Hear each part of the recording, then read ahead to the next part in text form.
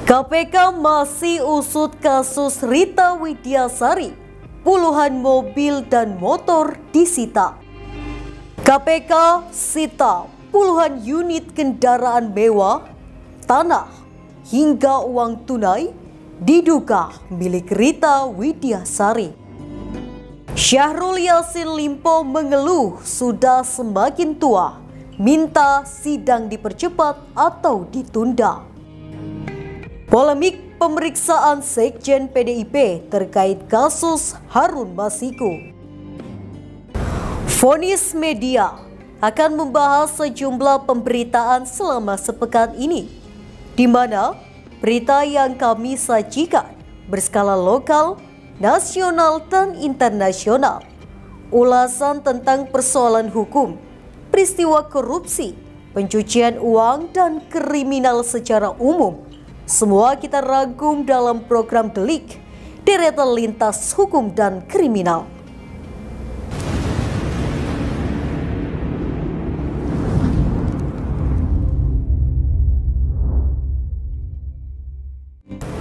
Kasus dugaan tindak pidana pencucian uang yang melibatkan mantan Bupati Kutai Kartanegara Rita Widyasari masih terus diselidiki Komisi Pemberantasan Korupsi. Kini, KPK telah menyita puluhan aset diduga milik Rita Widyasari yang tersebar di Kalimantan Timur. KPK masih mengusut kasus dugaan tindak pidana pencucian uang atau TPPU dengan tersangka mantan Bupati Kutai Kartanegara Rita Widyasari. Terbaru, KPK menjelaskan soal puluhan kendaraan mewah yang telah disita terkait kasus tersebut.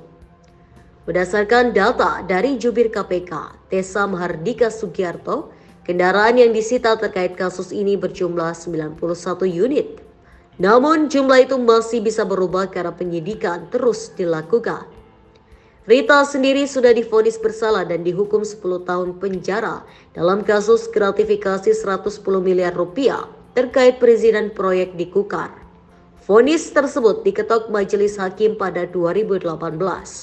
Sementara itu, kasus dugaan TPPU yang menjerat Rita masih terus ditangani KPK. Berikut ini daftar aset yang telah disita terkait kasus TPPU tersebut. Mobil Austin 1 unit, Avanza Veloz 2 unit, BMW 3 unit, Ferrari 1 unit, Ford 1 unit, Honda CR-V 2 unit, Hummer 1 unit, Jeep 2 unit, Jeep Wrangler 2 unit, Kijang Innova 4 unit, Lamborghini 3 unit, Land Rover 2 unit, Lexus 1 unit, McLaren 1 unit, Mercedes-Benz 17 unit, Mini Cooper 2 unit, Mitsubishi Xpander 2 unit, Mitsubishi Triton 2 unit, Honda Forza 1 unit, Pajero 2 unit, Porsche 1 unit, Range Rover 1 unit, Suzuki Jeep 1 unit, Toyota Harrier 1 unit, Toyota Hilux 1 unit, Toyota Prado 1 unit, Toyota Foxy 1 unit. Total mobil disita 60 unit. Motor BMW 3 unit, Ducati 2 unit, Harley Davidson 14 unit, Honda CBR 1 unit, Indian 1 unit, Piaggio Aprilia RSP4 1 unit, Piaggio MP3 500 1 unit, Piaggio Vespa 4 unit, Royal INF 1 unit, Trem Bonneville 1 unit, Vespa Scooter 1 unit, Yamaha BG6 1 unit. Total motor disita 31. Rita membantah puluhan kendaraan yang disita KPK itu miliknya. Ia mengatakan tidak ada kendaraan itu yang menggunakan namanya.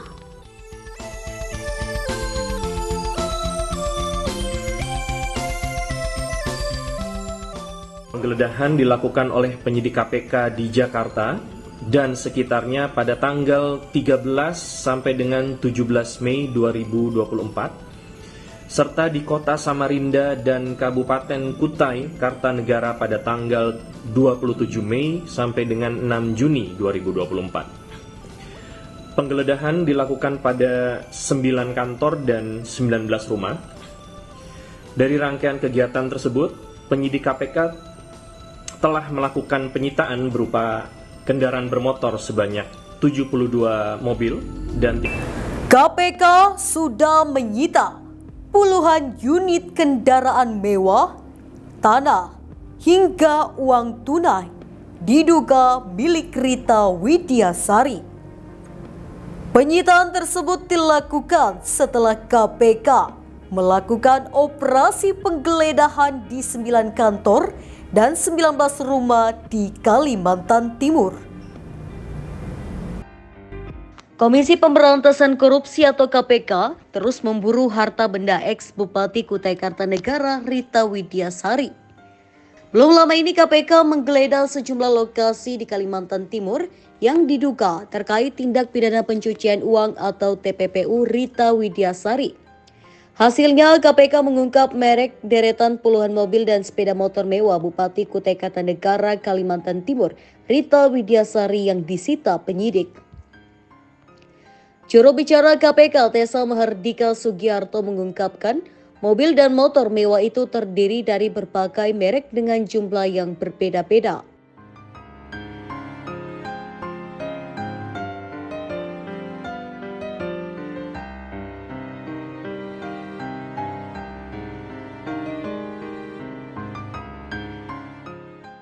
Di antara mobil mewah itu antara lain 1 unit Austin, 3 BMW, 1 Ferrari, 1 Hummers, 2 Jeep, 3 Lamborghini, 2 Land Rover, 1 McLaren, 14 Mercedes-Benz, 2 Mini Cooper, dan 1 Porsche. Sementara derek merek sepeda motor yang disita dalam perkara Rita antara lain BMW, Ducati, Harley Davidson, Indian, Piaggio Aprilia RSP4, Piaggio MP3 500, Trem Bonneville, Royal INF, dan lainnya. Tessa enggan mengungkapkan detail kendaraan yang disita karena dikhawatirkan akan mengganggu penyidikan.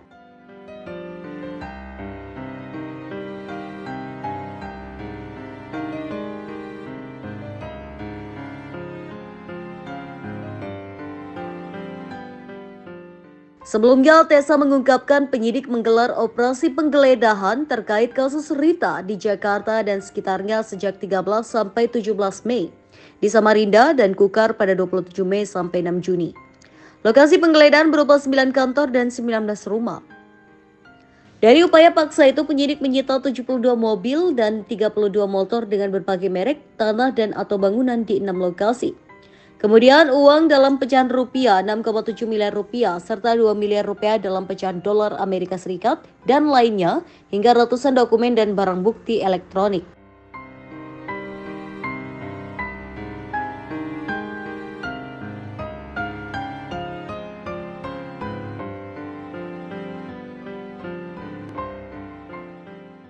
Adapun Rita merupakan terpidana kasus gratifikasi 110 miliar rupiah dan suap perizinan kelapa sawit di Kutai Kartanegara.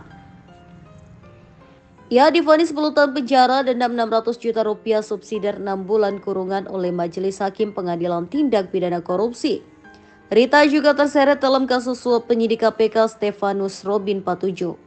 Suap diberikan untuk mengurus perkara yang bergulir di KPK.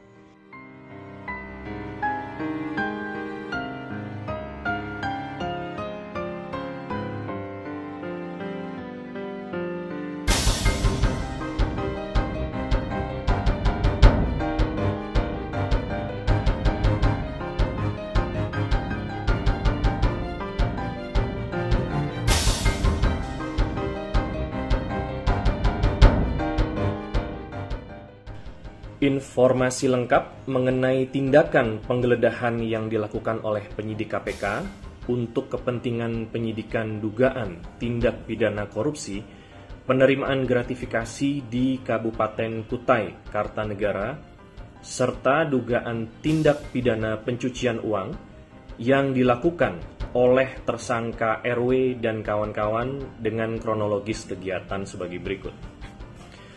Penggeledahan dilakukan oleh penyidik KPK di Jakarta dan sekitarnya pada tanggal 13 sampai dengan 17 Mei 2024, serta di Kota Samarinda dan Kabupaten Kutai Kartanegara pada tanggal 27 Mei sampai dengan 6 Juni 2024. Penggeledahan dilakukan pada 9 kantor dan 19 rumah.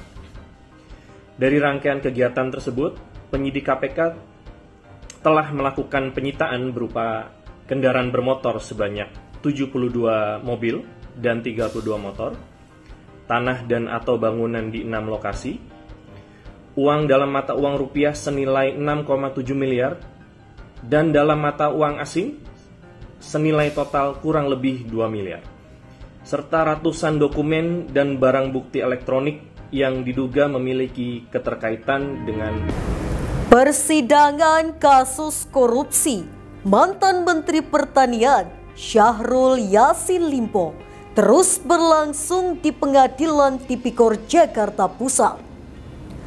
Banyaknya dan lamanya proses persidangannya membuat SYL mengeluh. Dirinya pun meminta sidang untuk dipercepat atau ditunda.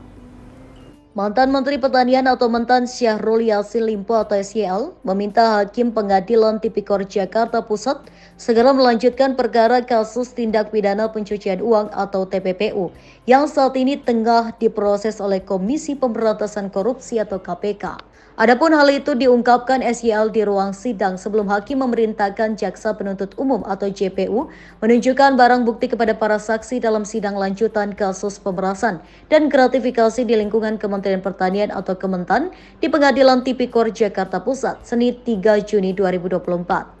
Dalam momen itu, bahkan SYL mengeluh pada hakim dengan mengatakan jalannya proses persidangan berpengaruh kepada fisiknya karena usianya yang sudah 70 tahun. Baik, silakan sebelum orang bukti ada yang disampaikan. Izin yang mulia, dengan umur saya yang 70 tahun, Ya. saya bermohon kalau mungkin ada proses TPPU bisa dilanjutkan atau jangan ditunda. Saya menunggu, Ya. oleh karena itu sekiranya boleh, namanya berbohong, peradilan TPPU itu bisa dilanjutkan saja atau seperti apa. Ini cuma berbohong saja. Ya. Terima kasih. Ini kan kami tidak bisa memerintah, tidak pasif. Pengadilan itu pasif, ya, dalam arti memerintahkan penuntut umum untuk menyerahkan semua perkara dari pengadilan. Itu adalah hak penyidikan dan penyidikan. Kalau masalah perkara penyidikan, saya hanya membaca berita ada selagi diproses lah. Iya, sebetulnya, ya. Tadi kan sudah dengar, kami tidak mengambil itu adalah hak sudah, ya. Itu hak dan mungkin. Mendengar permintaan itu, Hakim Ketua Rianto Adam Ponto mengatakan pihaknya tidak berwenang memerintahkan jaksa untuk segera menyerahkan semua perkara ke pengadilan. Menurut Hakim, bahwa perkara tersebut saat ini masih wewenang dari penyidik dan penuntut umum. Pasalnya, lanjut Ponto, sepengetahuan dirinya bahwa perkara TPPU itu saat ini masih berproses di KPK. Adapun SYL kembali melanjutkan proses sidang kasus pemerasan dan gratifikasi yang menjeratnya bersama dua terdakwa lain yaitu mantan Sekretaris Kementan Muhammad Hatta dan mantan Direktur Alat dan Mesin Pertanian Kementan Kasdi Subagiono.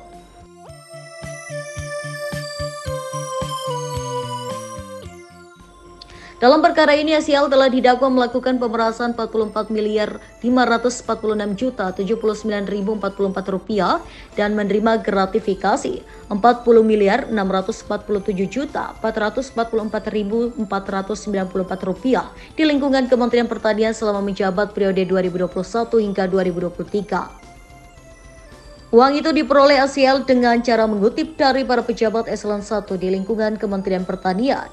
Menurut jaksa, dalam aksinya SIL tak sendiri, tetapi dibantu ex-direktur Alat dan Mesin Kementan Muhammad Hatta dan ex-sekretaris jenderal atau sekjen Kementan Kasdi Subagiono yang juga menjadi terdakwa.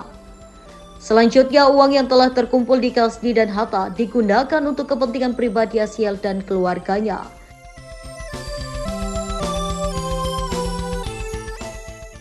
Berdasarkan dakwaan, pengeluaran terbanyak dari uang kutipan tersebut digunakan untuk acara keagamaan, operasional menteri, dan pengeluaran lain yang tidak termasuk dalam kategori yang ada, nilainya mencapai 16,6 miliar rupiah. Atas perbuatannya, para terdakwa dijerat dakwaan pertama, Pasal 12 huruf E Jangto, Pasal 18 Undang-Undang Pemberantasan Tindak Pidana Korupsi Jangto, Pasal 55 ayat 1 ke 1 KUHP Jangto, Pasal 64 ayat 1 KUHP. Dakwaan kedua, Pasal 12 huruf F Jangto, Pasal 18 Undang-Undang Pemberantasan Tindak Pidana Korupsi Jangto, Pasal 55 ayat 1 ke 1 KUHP Jangto, Pasal 64 ayat 1 KUHP. Dakwaan ketiga, Pasal 12B Jangto, Pasal 18 Undang-Undang Pemberantasan Tindak Pidana Korupsi Jangto, Pasal 55 ayat 1 ke 1 KUHP Jangto, Pasal 64 ayat 1 KUHP. Pemeriksaan Sekjen PDIP Hasto Kristianto oleh KPK sebagai saksi dalam kasus suap pergantian antar waktu atau PAW dengan tersangka Harun Masiku tuai polemik. Hasto mengaku pemeriksaannya belum masuk ke tahap pokok perkara. Sekjen PDIP Hasto Kristianto memenuhi panggilan tim penyidik KPK sebagai saksi dalam kasus suap pergantian antar waktu atau PAW dengan tersangka Harun Masiku. Hasto keluar dari gedung KPK setelah diperiksa selama 4 jam Senin 10 Juni 2024. Hasto selesai diperiksa pada pukul 14.29 waktu Indonesia Barat. Sekjen PDIP itu sebelumnya tiba di KPK pukul 9.38 waktu Indonesia Barat. Hasto mengatakan pemeriksaannya berlangsung di ruang dingin. Dia sempat berhadapan langsung dengan penyidik selama 1,5 jam. Saya di dalam ruangan yang sangat dingin hampir sekitar 4 jam dan bersama penyidik face to face itu paling lama 1,5 jam. Sisanya ditinggal kedinginan. Dia menambahkan, pemeriksaannya belum masuk ke tahap pokok perkara. Pemeriksaan tersebut bukan kali pertama Hasto diperiksa penyidik KPK terkait perkara yang melibatkan Harun Masiku. Hasto sebelumnya telah diperiksa KPK pada Januari dan Februari 2020. Sementara itu, tim hukum Sekretaris Jenderal Partai Demokrasi Indonesia Perjuangan atau PDIP Hasto Kristianto yang diwakili oleh Roni Talapasi dan Joy Tobing berencana melaporkan penyidik KPK ke Dewan Pengawas atau Dewas KPK dan mengajukan gugatan pra-peradilan. Roni Talapesi menyatakan penyidik KPK Rosa Purbobekti diduga melakukan penyitaan barang-barang pribadi milik Kusnadi, seorang staf Hasto Kristianto dengan cara yang tidak sesuai prosedur hukum.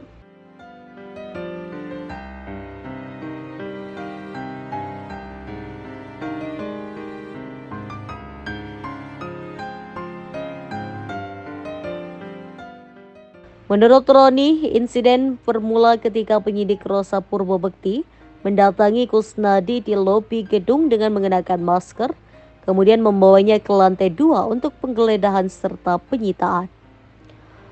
Pengacara Hasto Kristianto yang lain, Joy Tobing, menuding tindakan penyidik KPK terhadap Kusnadi sangat tidak profesional dan penuh intimidasi.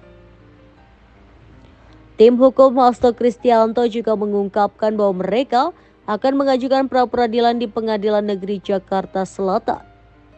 Tim hukum Hasto Kristianto bersikeras bahwa tindakan KPK dalam kasus ini melanggar hukum dan mereka akan menempuh jalur hukum untuk mencari keadilan. Sebelumnya, Kusnadi ikut mengantar Hasto Kristianto dalam memenuhi panggilan penyidik KPK. Komisi Pemberantasan Korupsi membantah penyidiknya meninggalkan Hasto Kristianto sampai kedinginan di ruang pemeriksaan. Anggota tim juru bicara KPK Budi Prasetyo mengatakan pihaknya merasa perlu meluruskan informasi yang disampaikan Hasto. Kemudian terkait pernyataan saksi yang dibiarkan kedinginan di ruangan pemeriksaan, kami luruskan bahwa saksi H pada saat itu diberikan kesempatan untuk membaca BAP dan mengkoreksi BAP yang disodorkan oleh penyidik.